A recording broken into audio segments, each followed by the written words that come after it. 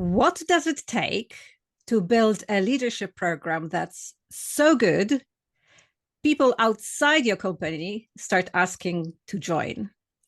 Hi, I'm Gosia Sita, and this is What Works in Leadership Development, where I talk to people who build leaders in their organizations, and I try to find out what actually works. Today, I'm joined by Martin Osler, partner and chief people officer at Johnston Carmichael, Scotland's largest independent accountancy firm, that in 2025 was recognized as one of the UK's best workplaces for development. Martin built a Masters-accredited leadership program in partnership with the University of Strathclyde. And what started as something for his own people is now being rolled out to their clients. So that's what I want to understand today. How do you build something internally that becomes so good you want to share it with others? Hi, Martin. It's great to have you here today. It's great to be here, Gosia. Thanks for inviting me on. Martin, your career started in journalism and communications before Yes, you moved into people development, right? that's correct. How did that happen? And what did you bring with you from that earlier career? I think I've always been interested in people, and that seems like a kind of trite thing to say, kind of obvious. But I do think a lot of businesses are not interested in people, and a lot of people who work in businesses are not interested in people. And yet, people are everything in every business that we run anywhere in the world today. So I think that having an interest in people took me into journalism and eventually took me into the people and HR side. But what I brought was communication skills. And I believe that is something that is often missing in HR teams. You have to be able to communicate your vision, your cultural vision for your business. And a lot of organizations are not good at doing that. And a key part of taking people on a cultural journey, a leadership journey, a learning journey, understanding how HR benefits the business is being able to communicate that. So I was able to bring those skills, and it seems to have worked so far. I've not been found out yet. I agree 100%. I think that people in leadership roles in general should either have background in communications or solid training at the beginning of their careers. I think it's really underestimated. And I think that a lot of people who work in communications, marketing's another aspect of business life, and people who work in HR often don't have a voice at the top table in businesses, and they absolutely should, because they bring that people perspective that a lot of people who are running a business day to day maybe don't understand or know an awful lot about. If you take an accountancy firm where we work, I'm plugged into everything that the board is doing. We very much believe that it's important that communications, HR have a voice at the top table. But if you're an accountant running an accountancy organization, I'm sorry, communications, HR is not necessarily your strong point. So it's really important that you have people with a voice at the top table. You joined Johnston Carmichael in 2021, right? When you Yes. when you arrived, what did you see in terms of how the firm was developing its leaders, and what did you think worked well, and what did you think needed to change? I arrived at a very interesting time because it was towards the end of the COVID pandemic. So businesses were in complete turmoil. How are we going to manage people working from home, the transition back into offices? And I think that in some respects, I got lucky in that this was a time where a lot of businesses, and Johnston Carmichael in particular, were thinking we need to manage our people better and Mm. differently. How do we get the best out of people? And that was where the whole, Martin, you bring these communication skills allied to the HR skills, and that's going to be really important in communicating the culture we want for the future, but also managing some of the challenges with bringing people back into the office. What did I see? I saw an organization with a terrific culture already, a very supportive culture. We have very strong roots as a family business that has grown into now nearly 1,000 people. So I think the culture was in a strong place, but we probably weren't investing enough in leadership development. And that was the area that I saw we could do more in and improve what we were doing. So that presented a double challenge, right? In terms of changing how leaders are developed and how the leaders are developed mostly virtually in that period. Yes, and I always say that this is the hardest time there has ever been to be a line manager, to manage people.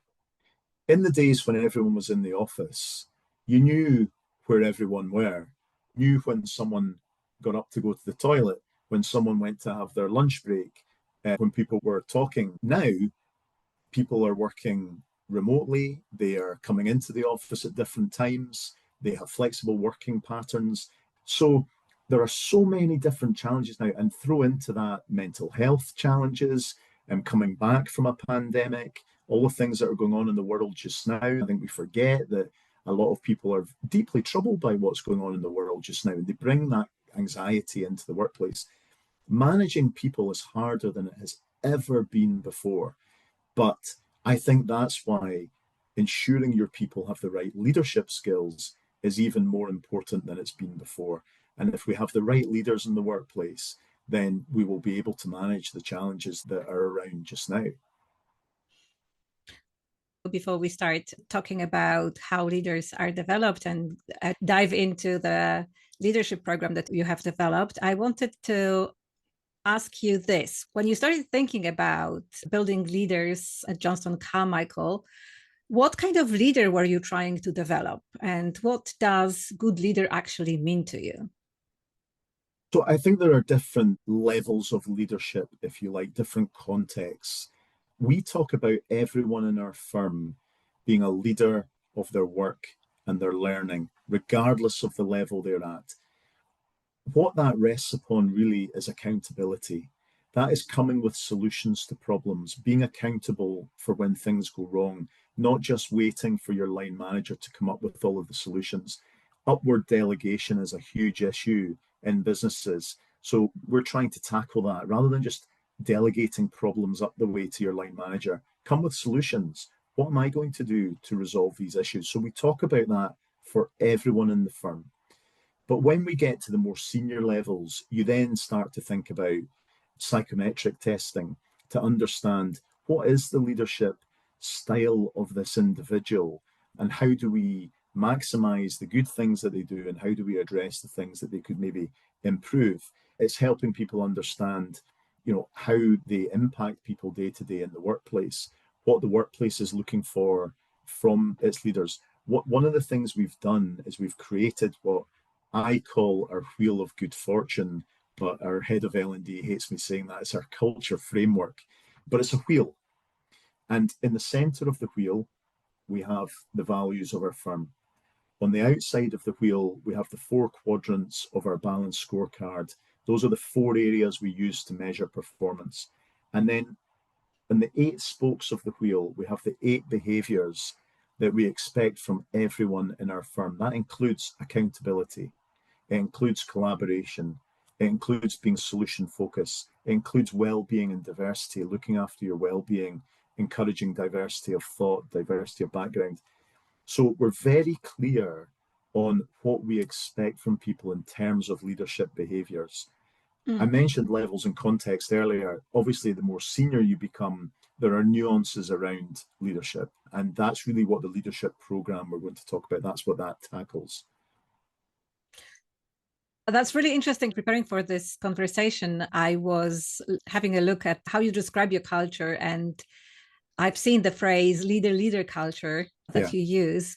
And I was wondering, considering that nearly a third of your firm is in early careers. How do you get a 20-something-year-old in their first year of accountancy qualification to see themselves as a leader? Well, you treat them like adults. You know, they live in the world. These are young adults. And I think part of the problem is that we treat them like they're still school children.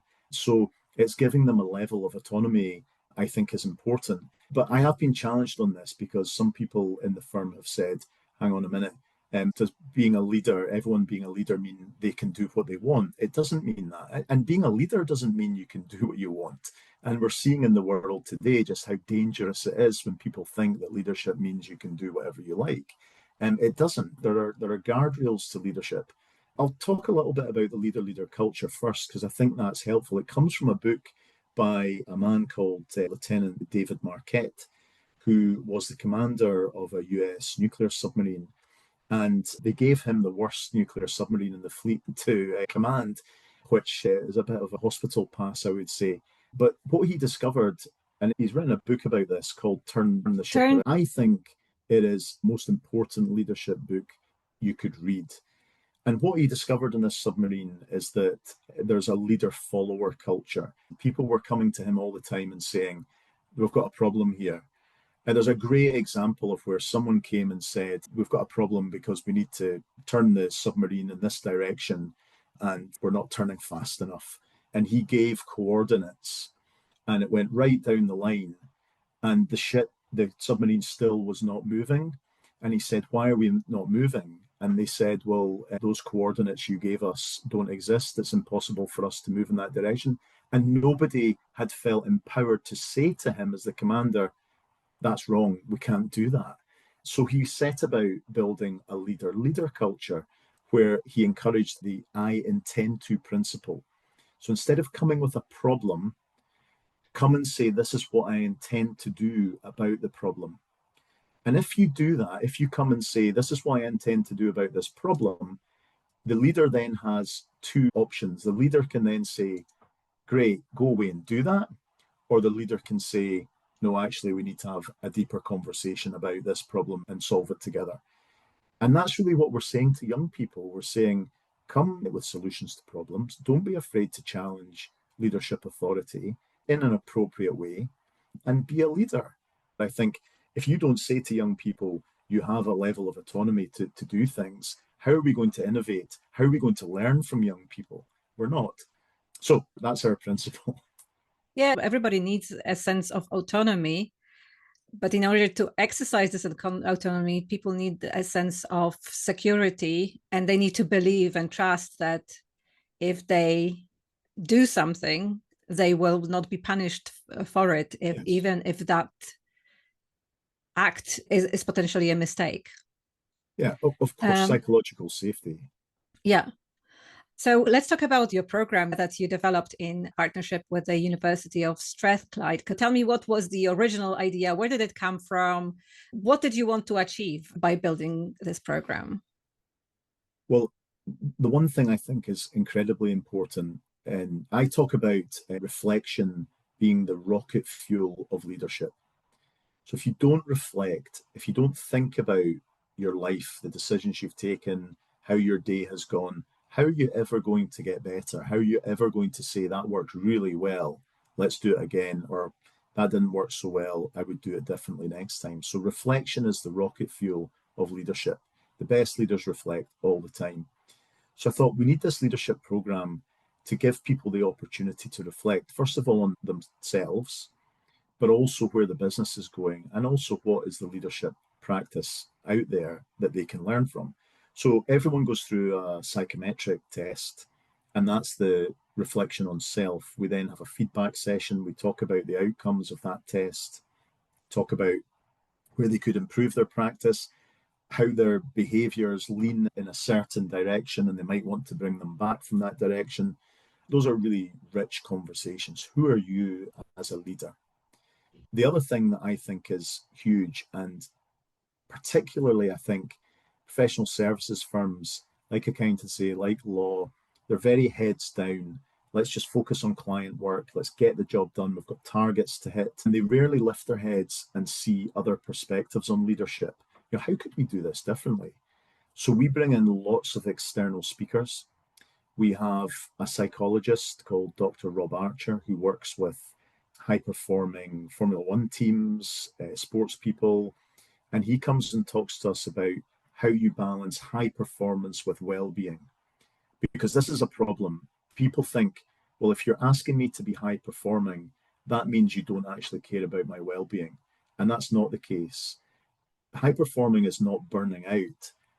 The best athletes, the best professional teams, they perform at a high level and they build in well-being as an integral part of performing well.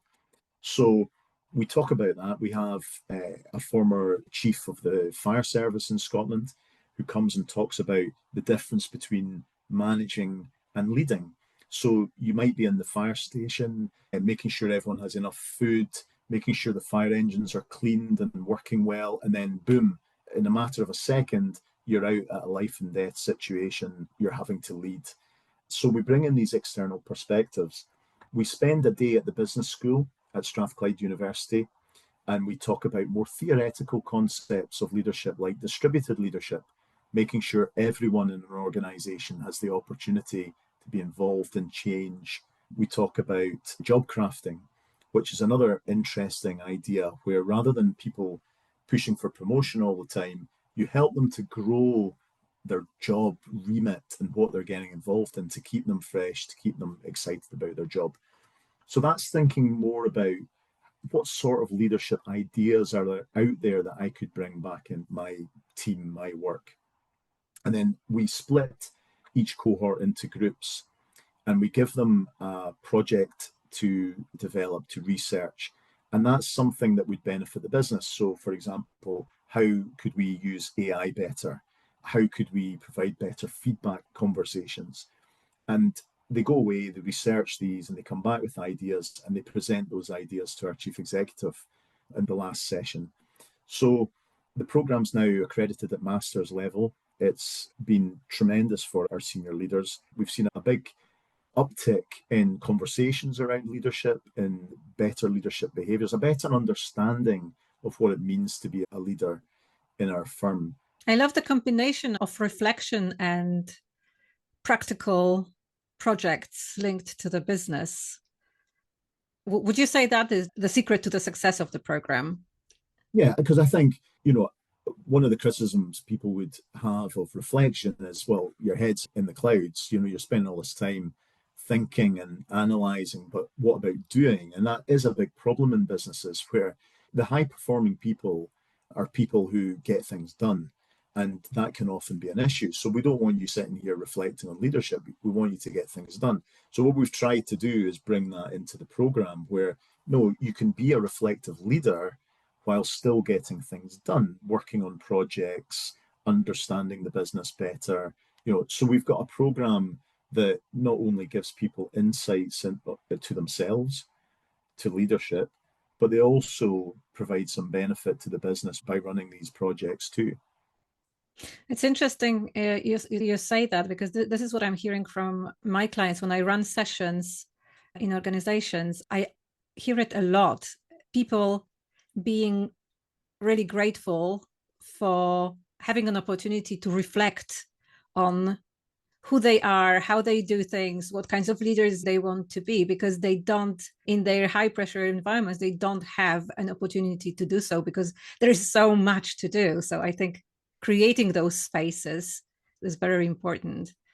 When people go out of this program, what is the change that you're seeing in how they lead, how they communicate, how they act day to day? Look, I'm not sitting here pretending everything's rosy in the garden. When you have a cohort of 20 people on a program, you might have, 5 people who are never really going to take this any further. You might have 10 people who are picking up things, are developing a better understanding of themselves and go back into the business and think about this. And then you might have 5 people who really are trailblazing. And, it tends to follow the path of who are the people that you know are going to keep getting promoted and come up to be future leaders of the business. This is an opportunity and an investment that we're making in our people. We're giving them the opportunity to learn, and it's very much down to them to take that opportunity. But what do we see? I mentioned we see more conversations about leadership, about how could we run our business better, and what does it mean to be a positively impactful leader in our business, and how should we be doing that? And we have people who will come back and ask me, for example, can we have a conversation about this? I want to do this, and how do you think would be the best way to do it? So I think we've developed a more thoughtful group of leaders. We've now had nearly 200 people go through this. In How the many business. years has the program been running? That'll be nearly 5 years. 5 years. Have you seen the change more globally in the company culture as a result of it? Definitely. Definitely. No question about that. You mentioned at the start that we were awarded a Great Place to Work accreditation, and part of that was one of the best businesses for development, which is learning and development opportunities. I think that our culture has just year on year improved. And I think a big part of that is based on having better leaders. At what point did you realize that it was more than an internal initiative? What made you decide to offer it beyond the firm to your clients? I think I realized early on that this was something we could potentially monetize and offer to clients. Sometimes you just hit a sweet spot, and it's a contradiction to say that this is a sweet spot, but we're probably in the worst point in time in history, arguably, or certainly for many, many, many years in terms of leadership in the world, and actually leadership in public organizations. There's a big breakdown in trust amongst citizens in their elected leaders, even people who are leading public organizations in towns or districts across the world. And I think that conversely, people are thinking more now about leadership. What is the problem here? Why do we have so many bad leaders? We run a podcast, a leadership podcast like this, where we have conversations about this. And one of the questions I ask the guests who come on, very experienced leaders, say, there's so much leadership material out there in the world to read, to listen to, programs to go on. Why do we have so many bad leaders? And I think that the sweet spot element is that it's a time where businesses are starting to think, we need to do something about this. We need to develop better leadership behaviors. And how do we do that? We're part of a network called Moore Global, which is a network of accountancy firms across the world. And we have rolled out the program, the leadership program, to the Moore UK firms, so firms in the United Kingdom. And they send delegates to go on the program every year. And we're now in the second year of that. We have one of our clients in the firm who wanted to know more about how to develop the culture in their business and how could we help them develop an employee value proposition, which is basically explaining to employees, this is why this is a good place to work, and this is how we're going to support you in exchange for the knowledge capital that you bring to us. So we really have been knocking on quite a few doors, and there's a few exciting projects still to come to fruition, where I think we're seeing businesses say, we need to invest in this. We need to invest in better leaders. 100%. What I'm going to say next, I'll be shooting myself in the foot as a leadership communication trainer, but I feel the reason why we have a leader problem might be our over-reliance on programs to develop future leaders, whereas learning doesn't only take place on courses in training rooms. It takes place day to day. This is how habits are developed. So I'm curious, what do you do in addition to running leadership development programs to grow leaders day to day? Yeah, so I think it's important to say that our program isn't a classroom-based model. We're bringing in different speakers. We're doing psychometric testing, we're doing projects and presentations around projects. So I think we're bringing a slightly different approach because I agree with you. I think there's a lot of programs where you're just sitting listening to academics often, but people talk about rather than having peer conversations about what are the problems you have in your day-to-day work and how do they resonate with the challenges that I have. That's been a big part of our program. Probably the number one thing that people say they benefit from is the networking element, just talking Mhm. to other people. But what do we do day to day? So I mentioned the culture wheel. We talk about this every day in our business. We talk about our leader culture. We talk about the culture where these are the behaviors we expect from everybody. That is the language of our business. And I think you're right to embed this properly. You have to have a lingua franca. You have to have a language of the business, the everyday language that you use that makes this non-negotiable.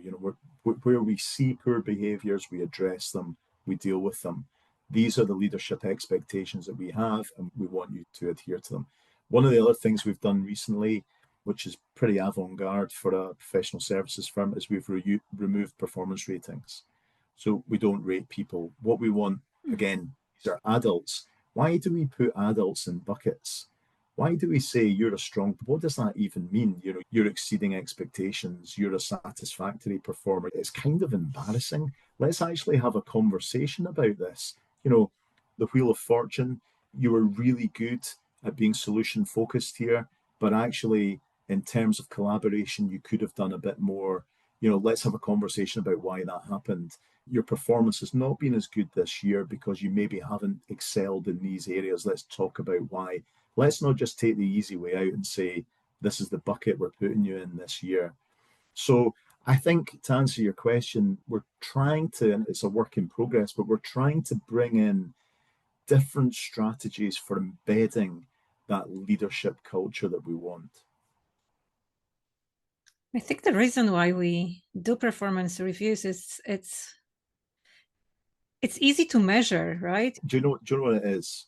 It's an easy way out. It avoids challenging conversations. They don't have to be difficult conversations, but it avoids actually thinking about this stuff.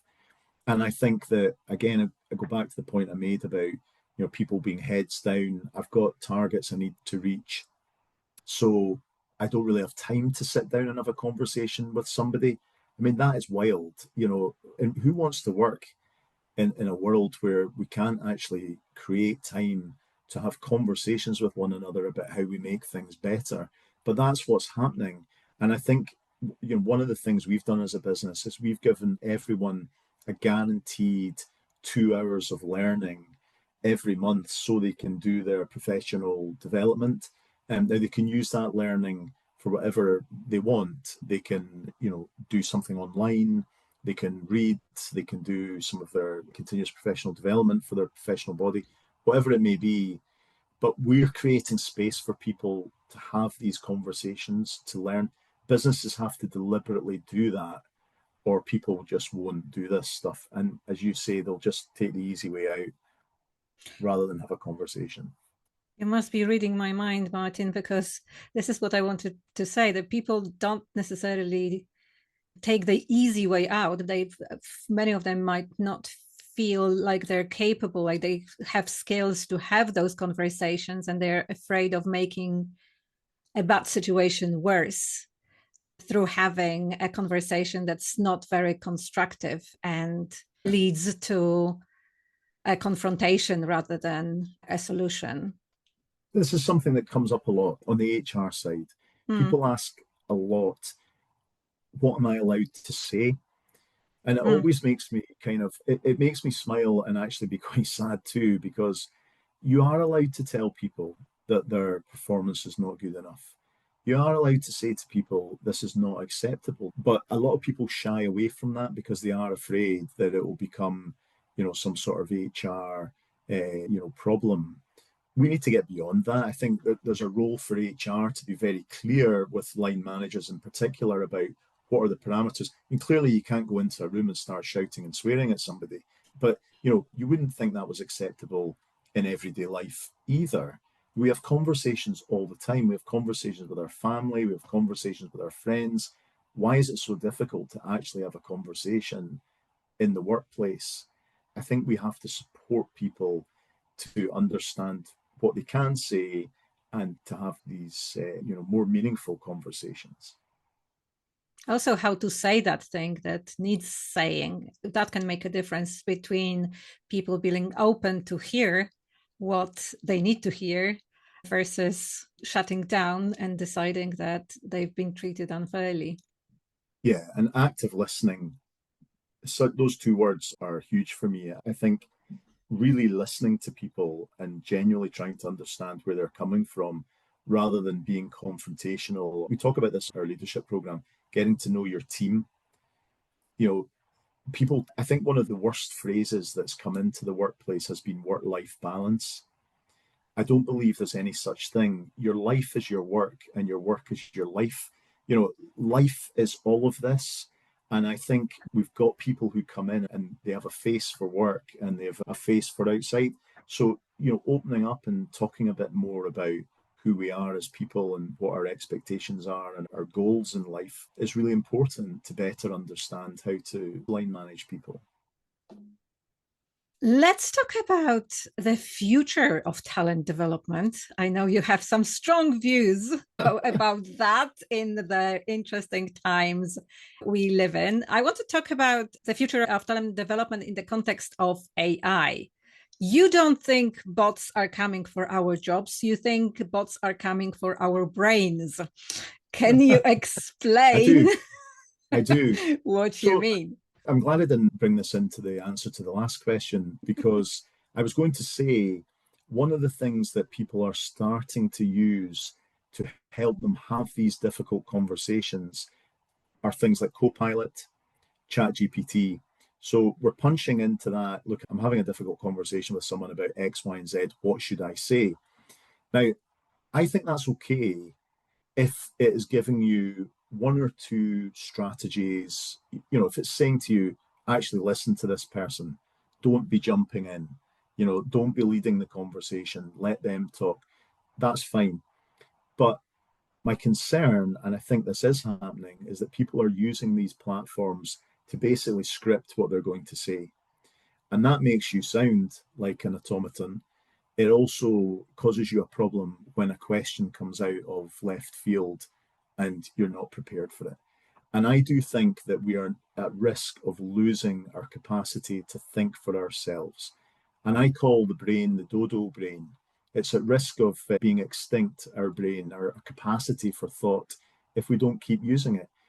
If all we're doing is asking AI for the answers to everything, how will we ever come up with answers to difficult questions, different answers to questions? All we'll get is a scrape of every idea that was ever in Google. How will we ever come up with new ideas, new ways of doing things? I think we risk shutting ourselves off from human interaction and making those conversations even more difficult, Gosia, because we're not actually trusting our human emotions, our intuition to get through these conversations that we want to have with people. I think it's deeply worrying. I mean, I know people who are writing speeches based on what they've got from Copilot and AI. That's not adding anything to the thinking in the world. It's something I have a real concern about. I am not a Luddite. I do think AI can bring value used in the right way. There's lots of ways I've used it where it's brought value, but we've got to be able to keep thinking for ourselves. And I worry that young people in particular coming into the world of work are over relying on AI for answers to questions. And then when they sit in front of senior people and they get a question from left field that AI has not covered, they're going to struggle. So, how do we overcome this very natural human tendency to conserve energy and take shortcuts to achieve the goals we want to achieve? Because it's so easy, it's so tempting. Instead of sitting in front of a blank page, feed a prompt into Copilot and have a speech ready within a matter of seconds. Yeah, well, it is, but you're going to get found out. I mean, if that's how you're, speaking to the world, if that's your leadership style led by AI, then that you're not going to last very long. I think we need to protect human touch points. And part of that is having people in offices where they're having conversations. We're not losing the art of conversation, but I think we need to deliberately set up opportunities for people to sit and talk about things. So why don't you create in your business a think tank meeting of senior people that you have once a month, where you go into a room for 2 hours, maybe it's facilitated by someone, you have a topic, one topic that's of relevance to your business, and you talk about it. What are we going to do about this? How could we make it better? How could we innovate here? What could we do to better support our people? Another idea is actually using young people in the business as a shadow board, or a shadow committee. So give them some of the board agenda items and let them think about these problems. How would they address them? And let's deliberately not allow laptops or phones or AI into the room. We need to protect, or the brain is going to go the same way as the dodo. You know what it reminds me of? The moment in lockdown when everything went online and we realized that engaging people and keeping people together requires a lot more effort than it does in 3D face to face. I think we are facing a similar moment when we need to be more purposeful about cultivating thinking and creating those opportunities to think together and have those conversations. And what were some of the best moments of COVID? Those were the moments where, not for everybody, I get that, but those were the moments where people went on Zoom calls with all their friends. We did a quiz with friends every Saturday night. Those human touch points were the moments that got us through the pandemic and were special and brought people together in different ways. That it's not a surprise, is it? Human interaction is what we all need. Coming back into the office has been a big thing for many people who suddenly realized, thought, I was one of them, working from home was brilliant. And then when I went back into the office, I thought, gosh, I've really missed this, really missed that human interaction. And I think we underestimate how important that is. But, this isn't just, nice talking. This actually brings benefit to, this is business value, return on investment. If we don't have people thinking out the box about things, innovating, talking about problems, then our businesses are going to fail. We can't rely on AI, because AI is not coming up with new ideas. It's distilling all of the information that's out there and bringing it together in a template for you. It's not coming up with anything new because it can't think for itself. Human beings are the only people on the planet who can think for themselves in an intellectual way, and we can't lose that. So this is exactly what I'm saying. These days, when we think we don't have to think, it's more important than ever to be purposeful, to create those opportunities for us to think. Yeah, absolutely. And that's really, you've said it in a nutshell. Mm-hmm. That's really what my concern is. So my question, now that we are coming to an end of our conversation, if you were advising one of your peers who want to build a leadership development program, what 3 pieces of advice would you give to them? Well, I would have to say, get some people in a room and talk about it. Think about what's possible. We don't work on a huge budget at all. And yet we've been able to lean on contacts, on clients, on people in your business. There will be people in your business who can come and talk and run sessions at your leadership program that will add huge value. So get people in a room, think differently about, how you can do this. Move away from that classroom model. So one of the things we do with the Moore program that I talked about, it's called Moore Catalyst, is we visit the Red Bull Formula One factory in Milton Keynes. And we have a tour of the premises. We learn about high performance, precision engineering, what it takes to run Formula One cars, how everyone has to work together. we experience that, getting out and going to other businesses, high performing businesses, and experiencing that gives you so many ideas to bring back into your business. So, first piece of advice, get people together, really think out the box. How could we do this? Second piece of advice, don't just fall into that standard classroom learning model. You'll have clients who are doing different things. Take your people there. One of the ideas I heard recently, a business owner who puts all of the students who come in through the kind of office route, the business part of this hospitality firm, they make them work in the reception of a hotel for a month, work in the bar for a month, understand about customer service and working with people. So I think taking people out of their comfort zone. The third thing I would say is really aim big for it. I said, actually a little bit flippantly, let's see if we can get this accredited at master's level, and we were able to do that. So aim big, think about the partners that you can bring in. Universities are really keen to be involved in projects like this. There's a lot of cross-pollination. We've now done a lot with the University of Strathclyde in terms of contributing to research that they're doing that also benefits us. So yeah, those would be the three things I would encourage people to do. I love it how you take inspiration from non-obvious places, like Formula One teams, things that your clients are doing, academia. Life is so rich and the opportunities to learn are enormous. And sometimes we just close ourselves in a little box called training, and there is so much more to it. So we started with my career. I think my career has kind of brought that perspective, helped me develop that perspective. In journalism, you do have to think out the box about things, and that's been something, maybe I had that anyway, but that's been something I've developed over the years, definitely. And I do think if you can find people who can bring different perspectives, it's huge for your organization. And that's something that we look for in the people we employ and the teams that we have. We don't just want people who are trained accountants and that's all they're going to ever do. We want people who come with different university degrees, different backgrounds, different perspectives that will improve our business.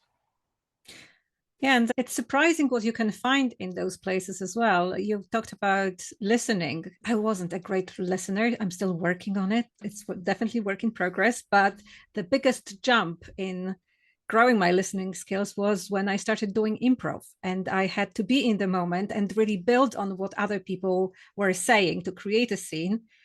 And that required me to listen very, very intensely to people. And this spilled over to other areas of my life. Yeah. I think that listening, and it's listening to the world, isn't it, as well? Yes. It's, what you said there about how rich the world is. And, I think if we don't tune into that, we miss so many opportunities to bring in innovative things into our organizations, into our lives that can really benefit people. I love it. It's a great outro, I think. To grow better leaders, listen to your people, listen to experts, listen to the world. I think so. Thank you so much, Martin. You're very welcome. It's been a pleasure. Thank you. Thank you for sharing your insights on building leaders and creating a leader culture. And it was really interesting to hear about the program you created. Thank you again for coming. For those who are watching, if you're running something similar or you're trying to build the case for a program like this, I'd love to hear about it. I am Gosia Syta, and this was What Works in Leadership Development. See you next time. Thank you.